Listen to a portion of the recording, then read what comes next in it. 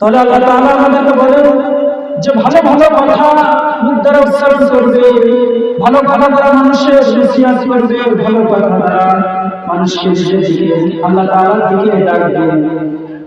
আল্লাহ তাআলা রাসূল সাল্লাল্লাহু আলাইহি ওয়াসাল্লাম তার একটা ভালো কথায় সাহাবায়ে কেরাম আল্লাহ তাআলার উপর রাজি, আর আল্লাহ রাসূল সাল্লাল্লাহু আলাইহি ওয়াসাল্লামের ভালো কথায় সাহাবায়ে কেরাম এমন ঈমান হাসিল করেছে যে আল্লাহ তাদের উপর রাজি।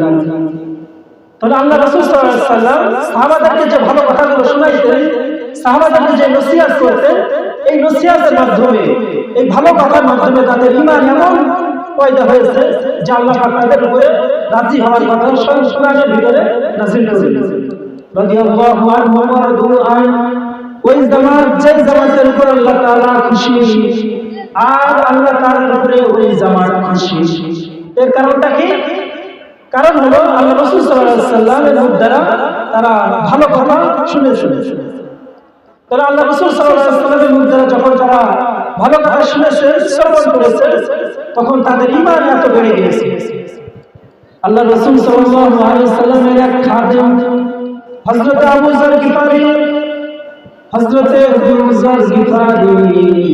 খাদেমে খায়রুল বাশার, খিদমত মে জিंदगी वालों ना बनाया अपना घर।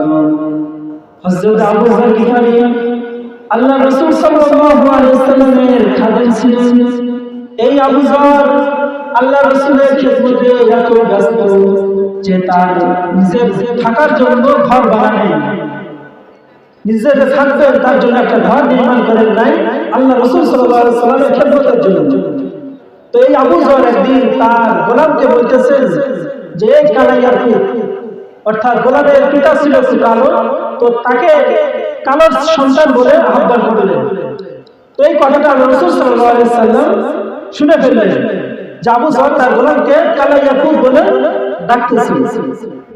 তো আল্লাহ রাসূল সাল্লাল্লাহু আলাইহি ওয়াসাল্লাম আবু যরকে কয়েক সেকেন্ডের একটা নসিহত করলেন, কয়েক সেকেন্ডের কিছু ভালো কথা আল্লাহ রাসূল সাল্লাল্লাহু আলাইহি ওয়াসাল্লাম আবু যরকে বললেন। আবু যরকে বললেন যে আবু যর, জাহিলিয়াতের যুগের যে বর্বরতা, তুমি কি সেখানে রয়ে গিয়েছো এখনো? তুমি কি সোনালী যুগে ফিরে আসতে পারো না? তুমি কি নিজেকে নিজে বড় মনে করো যে গোলামকে তুমি এই বলে আহ্বান করতেছো? তো হযরত আবু যর আল্লাহ রাসূলের কয়েক সেকেন্ডের ভালো কথা, কয়েক সেকেন্ডের একটা নসিহত আবু যরের দিল এমন করেছে যে আবু যর ভুলে গিয়েছে যে যে গোলামকে মুনি। আবু যর এখন যেই মানের কাপড় পরিধান করে, তার গোলামকেও সেই মানের কাপড় পরিধান করান। আবু যর যেই মানের খাদ্য গ্রহণ করেন, তার গোলামকেও সেই মানের খাদ্য আবু যর খাওয়ান। তো আবু যর নিজেকে এবং গোলামের ভিতরে পার্থক্য করা ভুলে গিয়েছে।